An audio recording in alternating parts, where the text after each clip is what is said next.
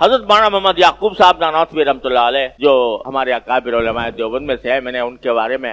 اپنے اکابر سے سنا کہ حضرت مولانا یعقوب نانوتوی رحمتullah علیہ فرماتے ہیں ایک جگہ کہیں دعوت میں چلے گئے تھے، پتہ نہیں تھا کہ جو صاحب دعوت کر رہے ہیں ان کی آمدنی میں کچھ حرام بھی شامل ہے، اندازہ نہیں تھا، اگر پہلے سے پتا ہوتا جاتے ہی نہیں، لیکن چلے گئے، دعوت میں کھانا کھا لیا، کھانا کھانے کے بعد پتہ چلا، اور پتہ کس طرح چلا کہ فرماتے تھے حضرت مولانا یعقوب نانوتوی رحمتullah علیہ کہ کچھ کھانے کے بعد ایک دل میں تاریکی محسوس، دل میں اندھیرا، ظلمت، اور اس کا نتیجہ یہ کہ گناہوں کی طرف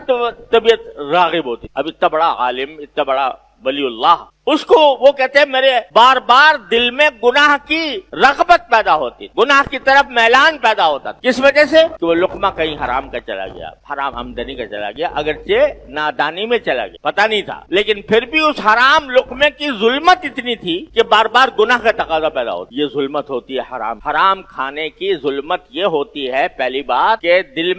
میں گناہوں کے تقاضے پیدا ہوتے، نیکیوں کی طرف سے رغبت ختم ہو جاتی اور گناہوں کی طرف رغبت بڑھ جاتی، اور اس کے نتیجے میں انسان اللہ بچائے گناہوں میں مبتلا ہوتے چلا جاتا ہے۔ یہ خاصیت ہے حرام۔ اور حلال کی خاصیت کیا ہے کہ حلال جب آدمی کھا رہا ہو چاہے تھوڑا ہی ہو لیکن حلال ہو تو اس کے کھانے کے نتیجے میں نیکیوں کی طرف رغبت ہوتی۔ یا ایھا الرسل کلوا من الطیبات واعملوا صالحا، حلال چیزیں کھاؤ اور نیک عمل کرو، یعنی وہ حلال چیزیں تمہیں خود بخود آمادہ کریں گی کہ نیکی کے اعمال کرو۔ تو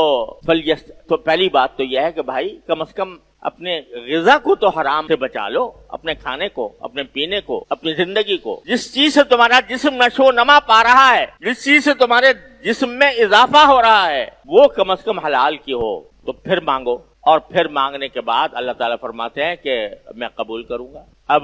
اگر وہی دینے کی چیز ہوگی دے دوں گا، نہیں ہوگی تو کوئی بہتر چیز دے دوں۔ تو اس وجہ سے فرمایا کہ جو فَلْيَسْتَجِيبُوا لِي، میری پکار کو بھی تو تم سنو اور میرے احکام پر بھی تو تم عمل کرو، لَعَلَّهُمْ يَرْشُدُونَ، اس کا نتیجہ یہ ہوگا کہ تم رشد اور ہدایت کے راستے پر آ جاؤ گے اور اللہ تبارک و تعالیٰ کے انعامات کے مورد بنو گے۔